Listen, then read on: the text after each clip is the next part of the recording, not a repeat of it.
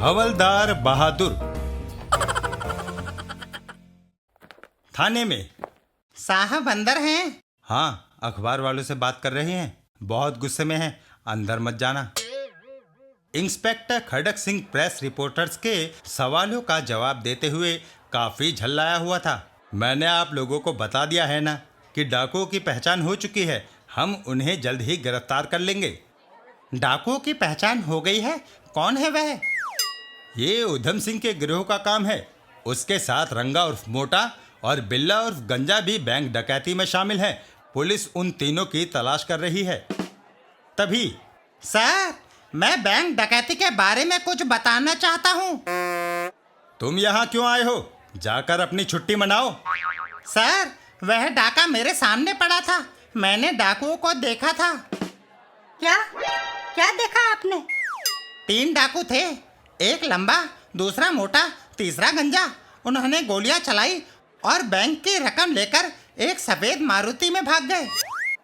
बस यही जानते हो या कुछ और? कुछ और नहीं जानता सर। गधे हो तुम। जो कुछ तुमने बताया है वह तो घटना स्थल पर मौजूद हर एक व्यक्ति ने देखा था। तुमने कोई तीर नहीं मारा। हमने डाकुओं के विषय में इससे भी अधिक जानकारी प्राप्त कर ली है। सारे शहर में पुलिस उन्हें तलाश कर रही है। मैं भी उन्हें तलाश करना चाहता हूँ सर। उनको पकड़कर हवालात में सड़ा दूंगा। क्या आप पुलिसमैन हैं? जी हाँ, ये हमारे हवलदार बहादुर सिंह हैं, लेकिन सिर्फ नाम के बहादुर हैं। जिन डाकुओं को ये हवालात में सड़ाने की डींग हाँक रहे हैं, अगर वह इनके सामने आ गए तो ये पायजामा खराब कर देंगे अपना। फिर इंस्पेक्टर ने बहादुर सिंह को घूर कर देखा। यह बैंक डकैती उधम सिंह, गंजे और मोटे ने डाली है। तीनों ही खूंखार अपराधी हैं, कई हत्याएं कर चुके हैं, बैंक में भी 2 आदमी मार गए हैं। उन बदमाशों को पकड़ने के लिए पुलिस को तुम जैसे कागजी पहलवान की जरूरत नहीं है। उन्हें पकड़ने के लिए अक्ल, हिम्मत और ताकत की जरूरत है, समझे? लेकिन sir. Shut up Bahadur Singh, मुझे बहुत काम है, तुम जाओ यहाँ से, गेट आउट। थाने से डांट खाने के बाद घर में। खबरदार, जो घर में पाँव रखा, अपना ये कद्दू उठाओ और थाने ले जाकर पकाओ। निकल जाओ यहाँ से और सीताफल लिए बिना घर में ना घुसना। ये भी कोई जिंदगी है।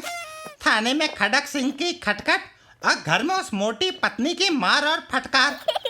आज मैं इस बेकार जीवन को समाप्त कर ही दूंगा। नदी में कूदकर आत्महत्या कर लूंगा। जब वह नदी के किनारे पहुंचे तो रात हो चुकी थी। वो पानी बहुत ठंडा है, मरते हुए काफी ठंड लगेगी। आगे चलता हूँ, जहाँ नदी का पानी कम ठंडा होगा वहीं डूब मरूंगा। एक स्थान पर झाड़ियों के बीच कुछ दिखाई दिया। ये झाड़ियों में क्या है? शायद कोई कार। हवलदार बहादुर ने पास पहुंचकर जैसे ही झाड़ियों को हटाया। सफेद कार?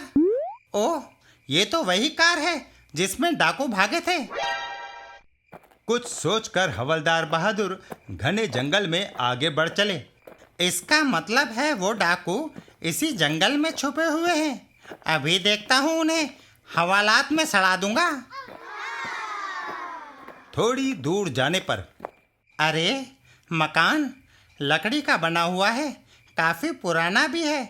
यहाँ शायद कभी कोई फार्म रहा होगा। डाकू इसी में छुपे होंगे। एक खिड़की में रोशनी भी दिखाई दे रही है। वह मकान की ओर बढ़ा, लेकिन तुरंत ही सोचा, अगर वहाँ डाकू है तो मैं उनका कुछ नहीं बिगाड़ सकूंगा। उल्टा वही मार मार के मेरा घन चक्कर बना देंगे।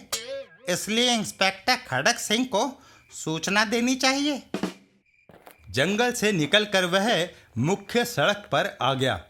यह जगह शहर से काफी दूर है, आसपास कोई टेलीफोन भी नहीं है। इंस्पेक्टर साहब को सूचना कैसे दूं? मकान की निगरानी करना भी जरूरी है, डाकू भाग सकते हैं। तभी एक ट्रक आ रहा है, इसे रोकता हूँ। की गल है बाऊ? भैया देखो, मैं पुलिस हवलदार हूँ। कुछ बदमाशों का पीछा करते हुए इधर निकल आया था। वह बदमाश जंगल में छुपे हुए हैं। मैं तुम्हारे हाथ पुलिस स्टेशन में इंस्पेक्टर खड़क सिंह के लिए एक संदेश भेजना चाहता हूँ। ट्रक ड्राइवर के हाथ संदेश भेजने के बाद अब मैं उस मकान की निगरानी करूँगा। इंस्पेक्टर साहब के आने तक मुझे वहाँ कड़ी नजर रखनी होगी।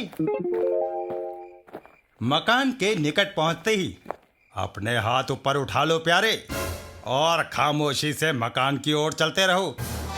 कौन है?